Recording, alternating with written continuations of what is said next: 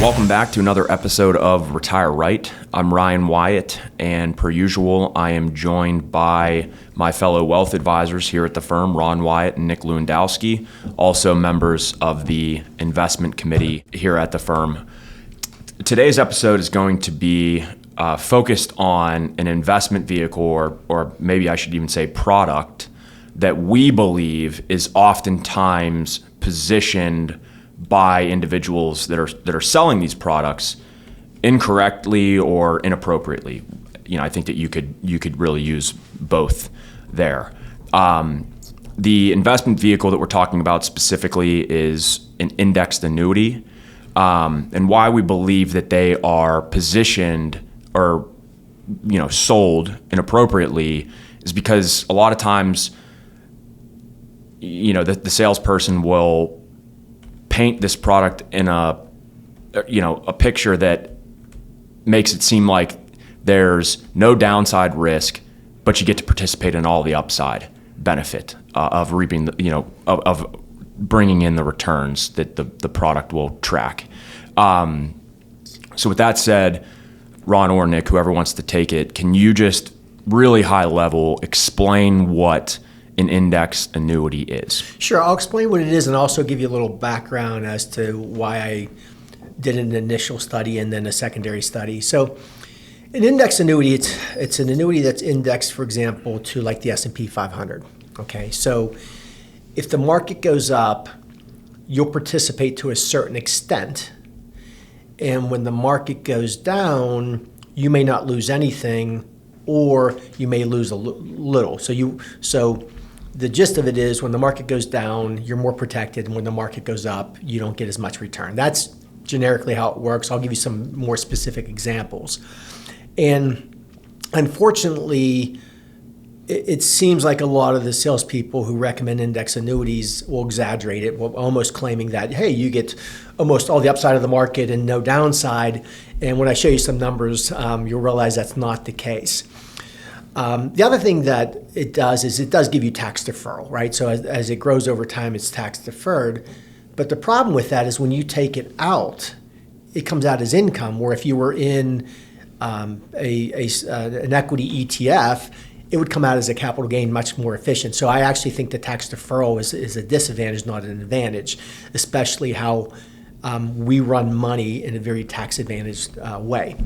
So a little background. So my brother Scott used to work with me in the early 2000s, and he came from a company that promoted fixed and indexed annuities and was trying to get me to offer them to my clients.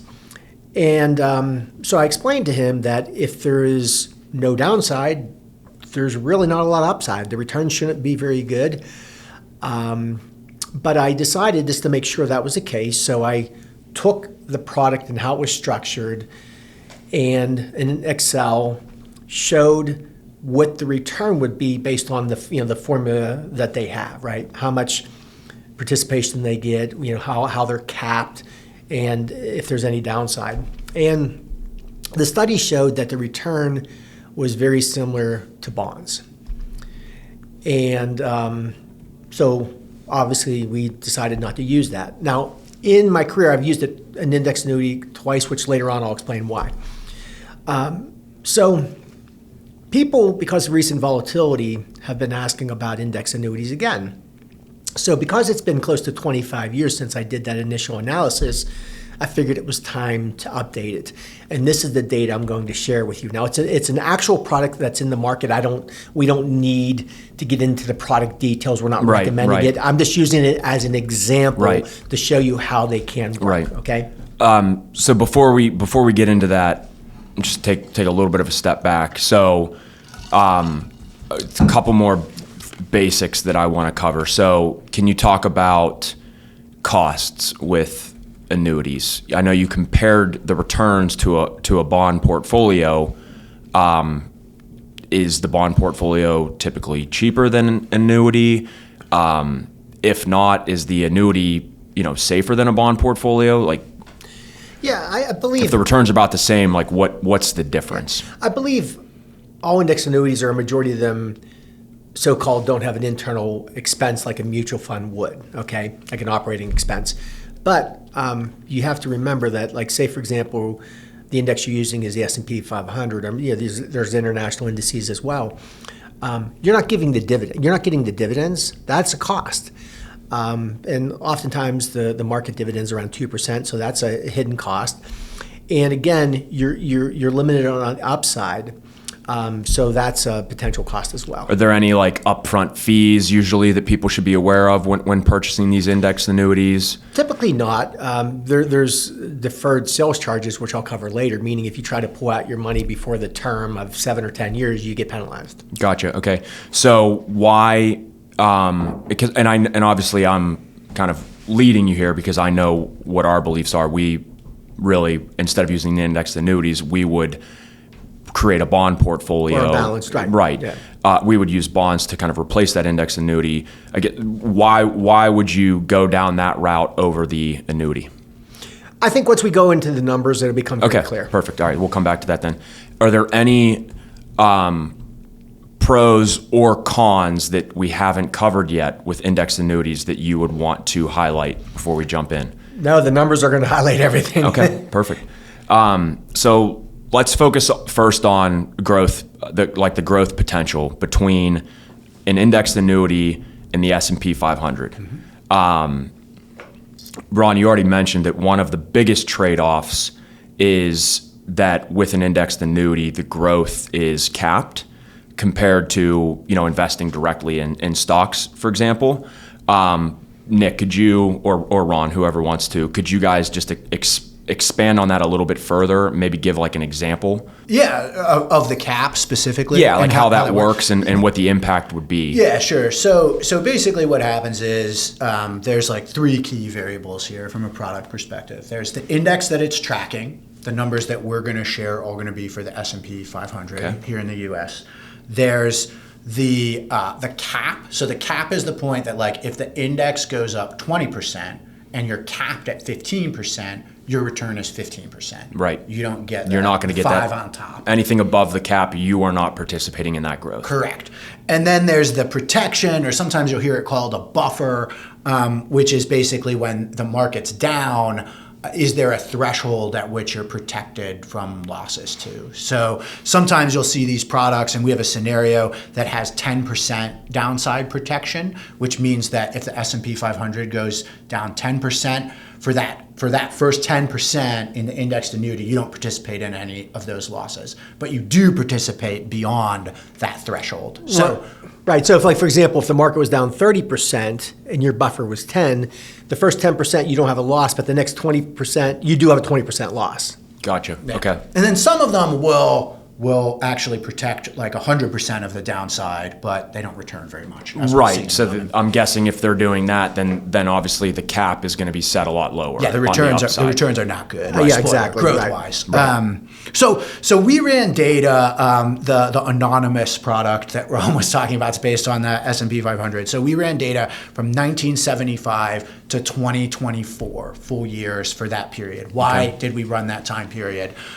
First of all, that's about a 50-year span, and that kind of covers someone who's maybe middle-aged and will buy one of these products or continue to buy these products, like from a accumulation wealth pre-retirement into their retirement phase. Yeah. So it gives you a sense of, like, over that time horizon, what kind of performance comparison you might Got expect. it. Okay. Also, like, it's a pretty modern time frame that kind of reflects, like, the modern structure and functioning of the economy. Okay. You go back to 1910 for data. Is the economy today equivalent? I don't know. Yeah, to add to that, during this period of time, we had high inflation, high interest rates, low interest rates, multiple bear markets. Right. Yeah, it's a mixed So it's bag. a really good a time lot frame. Right. of stuff in there. Yeah.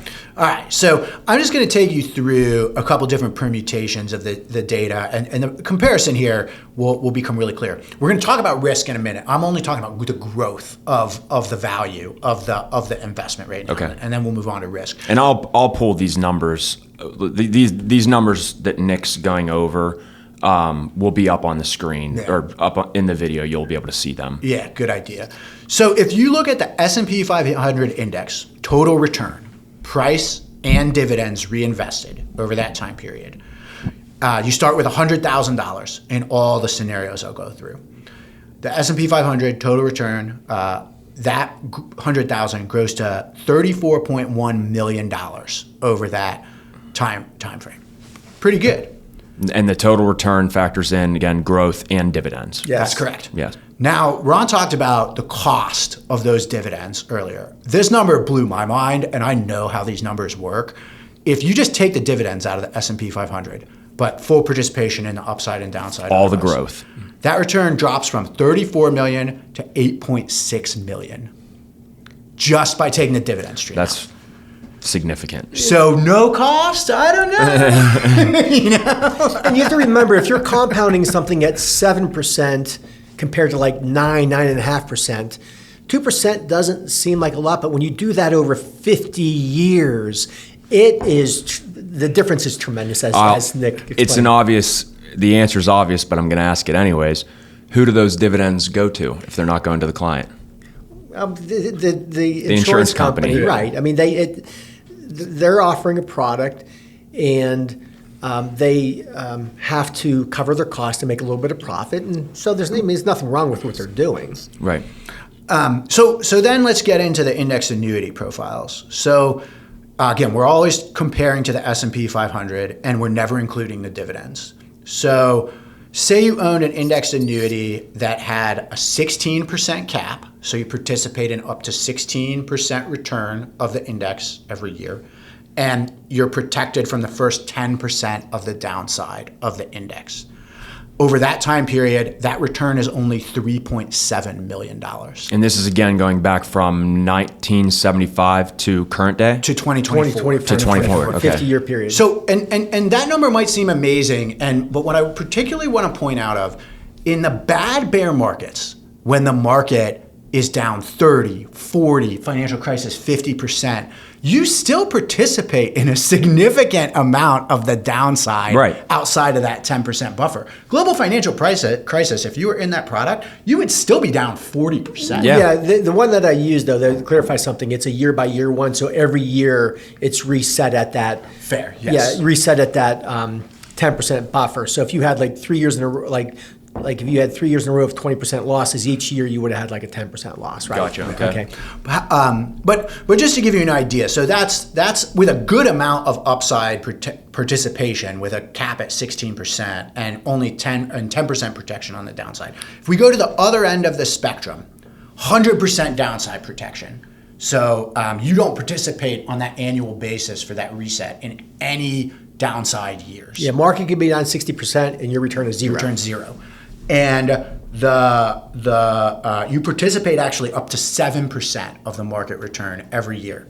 Ryan, I know you have the number in front of you, but what would you guess that would be? I mean, I'm looking at it and I'm actually shocked. It's $1 million. Yeah, I'm shocked by that. And so the disconnect between what people think of in their mind when I say, yeah, I can give you a product that will participate up to 7% and has zero downside, what you conjure up in your mind after that sales pitch is not, I only have $1 million from 100,000 after 50 years. Yeah, right. Yeah. And that goes back to what Ron said and what you said about how the products are sold ultimately. It's kind of sold based on these feelings or touchy-feely mental models of how things work and not on kind of a thorough analysis based on market returns and the participation rates.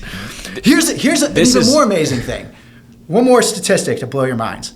Say you just held investment-grade corporate bonds over that entire time period, the U.S. Ag. You have $3.4 million. You outperform that. You return 3.5 times almost what that last product with 100% downside returned over that time period. Yeah, and to clarify something, so it's the investment grade bonds are actually just all like intermediate corporate bonds. So, but what's wild is that the first annuity, our scheme that Nick explained, the 16% cap on the upside, and you would only participate in losses greater than 10%. That was the best returning one. Your ending value is 3.7. The bonds were 3.4, almost identical. Yeah, which is wild to me. And you're comparing a stock portfolio to a conservative bond portfolio, which is wild to me. Right. And when you look at the other ones that give you more protection, The market would have to fall 15% before you start participating in losses, or 20%. Those all return less than bonds. So the disconnect, has to be that because these indexed annuities, again, we're focusing on an equity one, but because these indexed annuities are investing in stocks, people are going to perceive that as growth, but in reality, what they're really buying is just another bond substitute with the protections and the caps on there. It's converting a stock portfolio to essentially a more costly bond portfolio. Yeah. Less liquid, yeah. Yeah, I would argue. So yeah, you basically said the conclusion on the growth side. You give up return and you give up liquidity. And so from a growth perspective, it's definitely not, at least with the way these products are structured, are certainly not an attractive trade-off there. Schedule your complimentary review with Ryan and his team today. Just visit them online at wyzewealthadvisors.com or call 724-271-7019 to get started. That's 724-271-7019 to get started. Let's compare the risk. So, obviously stocks, you think a little bit more volatile than maybe a fixed income portfolio. You would look at that as more stable, assuming, a high quality bond portfolio. Ron, what would you want to go over when comparing the risk? So the sales pitch is upside potential, no downside or limited downside, right? So what we're going to do is look at risk as defined as standard deviation. So standard deviation, you'll take an average return, say the S&P at 10%, and you look at how high can the returns be and then how low. Like what's the normal spread, right? Right. From high to low. That's pretty much standard deviation, okay? So, our belief is you get paid well in the market because you have to take the risk. Right. And they work together. So the standard deviation of the stock market during this 50-year period of time has been 16.5. That's pretty high. So investment grade bonds were under 9. And here's what's wild. The index annuities that gave the buffers between 10 and 20%, the risk levels were between 9 and a little over 10. So the risk of most of the different ways you could structure this annuity actually had greater risk than the bond market. You give up liquidity and you don't really get any extra return. Okay. Now, Nick mentioned that one that has 100% protection, meaning you'll never have a return below zero. Yes, that risk level was very, very low, but over a 50-year period of time, your 100,000 grew to $1 million, whereas the bond portfolio grew to like 3.4 million. Yeah. So the wrap up is, yes, these index annuities absolutely reduce your risk, but they become very similar to the bond market.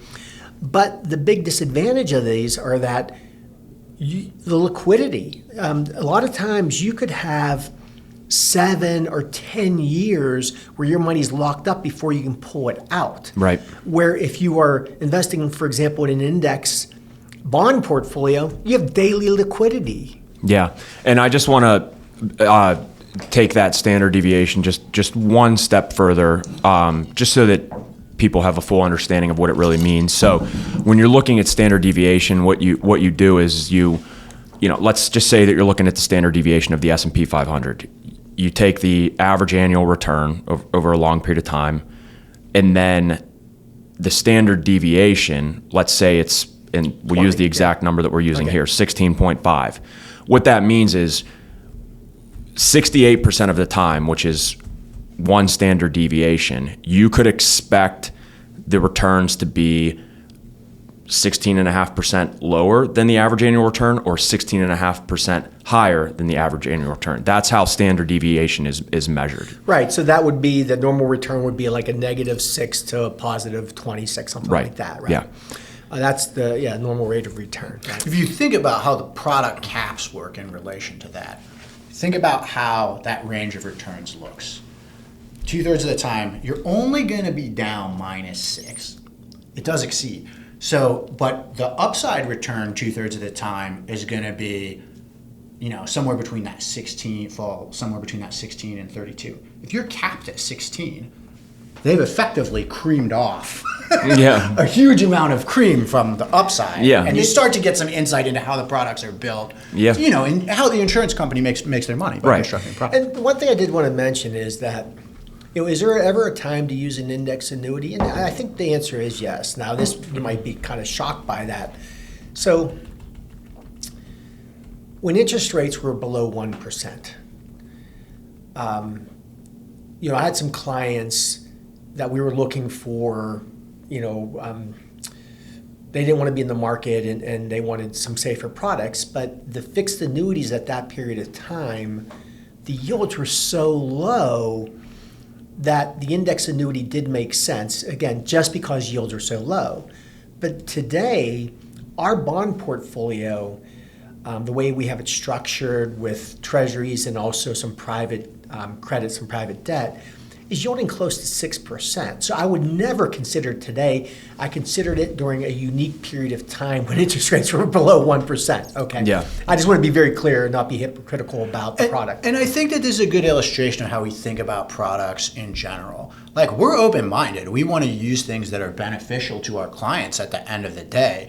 So we don't sit here and say, like, well, we don't use indexed annuities, so therefore they're evil. We're just looking at, like, the data behind, like, what do we do versus what the trade-offs involved with the product are, and which do we think is more beneficial. Obviously, we think we provided ample evidence for the conclusion we reached. But that's a point that I want to emphasize, that's the basis for where we're coming from. Every investment strategy or every product has pros and cons, has trade-offs for and against. Right. We're sitting here just trying to use data, trying to reason through what makes the most sense based on long run. Yeah, and that ultimately is what we're here for, is to take the information and process it and give our clients recommendations. And, again, the case is pretty clear based on the numbers that we're using. Let's get into the last section here that I wanted to talk about for today. Can we talk about liquidity and some of the trade-offs, more specifically on the growth side? Yeah, so liquidity, each product is different, but a lot of times you could have 7 or 10 years, or let's just say 5 to 10, whatever, where if you pulled money out, you'd have a charge. And so, it might be like the first few years there's a 7% charge, and it goes down to 6, 5, 4, 3, 2, 1, something like that. But you're pretty much locked in, and if you want to pull your money out, you're going to pay to do so. So the liquidity, They call that a surrender charge. yeah, and so the liquidity is really not there, and so if liquidity is not there has to be some benefit for you to go into it. And I think we showed that, while it feels good, and it feels safe, you're really not getting returns better than the bond market, and you're really not getting risk that's lower than the bond market, but you're giving up a lot of liquidity. Yeah, and I would, argue too, like that feeling of safety, like I know Nick used, like when we enter crisis territory, if the annuity is structured in a way where you're only protected on the first 10% of the downside, it's no longer going to feel safe whenever the markets are down 30%, 20, whatever, 30, right, 40%. yeah. Like you're not going to be thinking about that 10% that you were spared on. Yeah. You're going to be thinking about where you're at right now. Right, and if you have that 100% protection, you'll feel really good during a bear market. But when you look at it, it's over 10, 20, 30 years, and your money's not growing that much, I don't know if you're going to really feel good about it. So the gist of investing is, have a plan that makes sense for, risk, being able to sleep at night to achieve your goals and stick with it long term. A lot of people who represent these products, I think, do it incorrectly. They overpromise, and as we showed, oftentimes the products might underdeliver. Why do you think, like, some firms out there are kind of like wearing this, like, hey, we're retirement planning, experts, but then next thing you know, that they're positioning these annuity products? Like, why do you think that that's the case? Well, I'm not in their mind, so I don't know. So sometimes they haven't. Or done like, what if that was something that, let's say you're interviewing advisors Right. And that you realize that that's what's happening. Like So- what would that, Right. what would go through your mind? So sometimes it's that, as you can tell by this podcast and previous podcasts, we're very analytical. So I dig into the numbers. I just don't look at a marketing brochure. So maybe they just looking at a marketing brochure, right? Also, it's easier to sell the product when you can say, hey, you get upside potential and no downside risk. So it helps with sales. Last thing is, if we converted our whole business to index annuities, boy, would we make a lot of money. We would make a ton of money. Yeah. Because oftentimes you get paid a commission up front and then you get a trail. The trail could be, a lot of times could be like 1%, which is higher than what we charge. So, again, we can make a ton of money doing index annuities, but we just don't think a majority of cases it's appropriate. You And probably- this reminded me of the thing that I wanted to mention before. Just in general, a really good free tidbit everyone in the audience should take home with them today is whenever someone sells you a product that just looks like a magical thing that has all the good and none of the bad, that is your cue to dig deeper into what's going on. Yeah. I've looked at investment strategies and investment products for many years now from the advisor side and the research side of the table. And I will tell you, there is nothing out there that doesn't have a drawback to it. Yeah.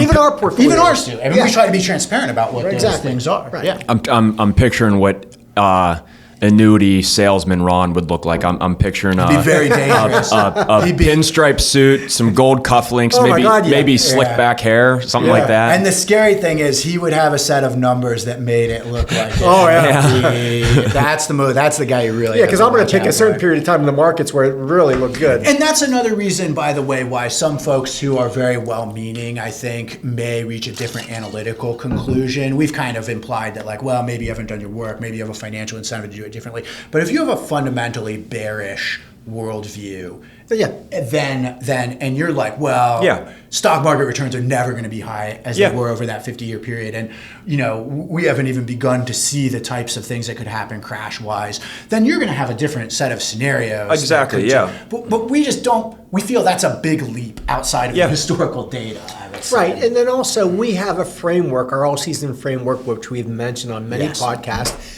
that addresses that uncertainty Right. Yeah. and how we structure portfolios. Well said. Yeah. Well said. So, gentlemen, what's the bottom line then? What do you want to close it out with? I mean, I think we pretty much already have wrapped this thing up. Yeah.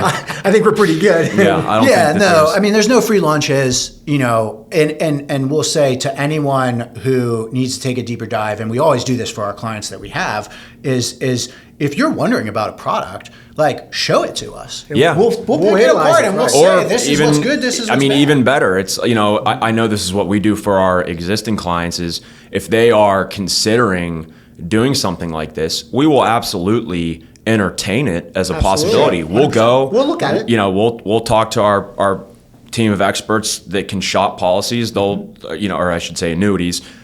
They'll pull us the best product on the market, and then we'll compare that to what we're doing. So it's not like, hey, a line in the sand, absolutely not. We just think, again, it's a very specific subset of people that annuities typically make sense for, and unfortunately, at times it's positioned as if it should be something that everybody's using. Exactly. So, again, clients listening to this, if this is something that you've been wondering about, we're happy to run the numbers for you and even, based on your situation, look at a product that would be suitable for that situation, compare it to how our bond portfolio is structured. Prospective clients, if you're listening to that, to this episode and you've been wondering, hey, should I go down the annuity route or should I use a more cost-effective bond portfolio to meet my, income needs in retirement? Don't hesitate to reach out. We're happy to put together an analysis for you as well. We hope you guys enjoyed the episode and found it informative. Thank you. This episode's content is for informational purposes only. Opinions expressed herein are solely those of Wyze Wealth Advisors, unless otherwise specifically cited. Material presented is believed to be from reliable sources, and no representations are made by our firm as to other parties' informational accuracy or completeness. All information or ideas provided should be discussed in detail with an advisor, accountant, or legal counsel prior to implementation.